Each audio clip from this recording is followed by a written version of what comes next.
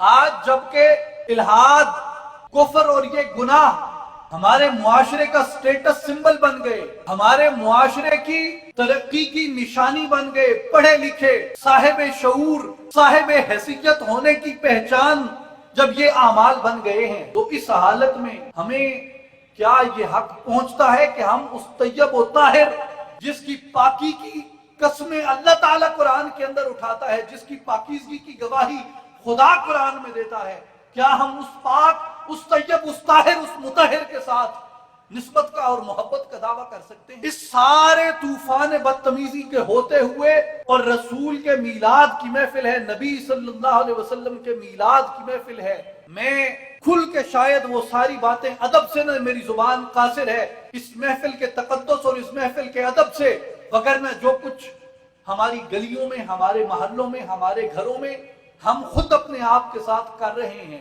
کیا ہمارے سامنے وہ اس بات کی دلیل نہیں ہے کہ ہم عملی طور پہ اسلام کو چھوڑ چکے ہیں اور عملی طور پہ ایمان ہمارے سینوں سے نکل چکا ہے، اور قرآن اور سنت کو ہم نے صرف ایک زینت طاق بنا کے اسے اپنی شلفوں پہ سجا کے رکھ دیا ہے کہ آنے والا یہ سمجھے گا کہ مسلمان کا گھر ہے، قرآن پڑھا ہے۔ اگر میں غلط کہہ رہا ہوں، اگر یہ بات غلط ہے، اگر یہ بات جھوٹ ہے، اگر یہ میری بدگمانی ہے، اگر یہ میری منفی سوچ کا نتیجہ ہے، اگر یہ میری جاہلانہ سوچ کا نتیجہ ہے، اگر یہ میری ملائیت کی سوچ کا نتیجہ ہے، تو پھر قرآن کو اور اس معاشرے کو، سنت کو اور اس معاشرے کو ہم کمپیئر کر لیں کہ قرآن کیا کہتا ہے اور معاشرہ کیا کر رہا ہے، اور سنت نے کیا درس دیا اور معاشرہ کیا کر رہا ہے۔ اگر میں غلط ہوں، اگر میری بات بدگمانی پہ مبنی ہے، اگر میری بات منفی سوچ اور منفی تاثر پہ مبنی ہے، تو قرآن بھی موجود ہے، احادیث بھی موجود ہے، سنت بھی موجود ہے، کوئی بھی اٹھ کے اس بات کا موازنہ کر لے، اس بات کا کمپیریزن کر لے کہ معاشرے میں اور قرآن میں فرق ہے یا نہیں ہے۔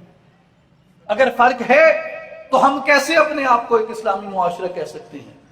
اور اگر ہم اپنے آپ کو ایک اسلامی معاشرہ نہیں کہہ سکتے تو کیا یہ ہماری ذمہ داری نہیں ہے کہ ہم اس اسلامی معاشرے کا قیام کریں جو ہماری اولین ذمہ داری بنتی ہے کلمہ طیبہ اور کلمہ شہادت پڑھ لینے کے بعد؟ اور خاص کر یہ بیماری جو ہمارے معاشرے میں پھیل چکی ہے، اللہ تعالیٰ نے وضاحت سے کہا،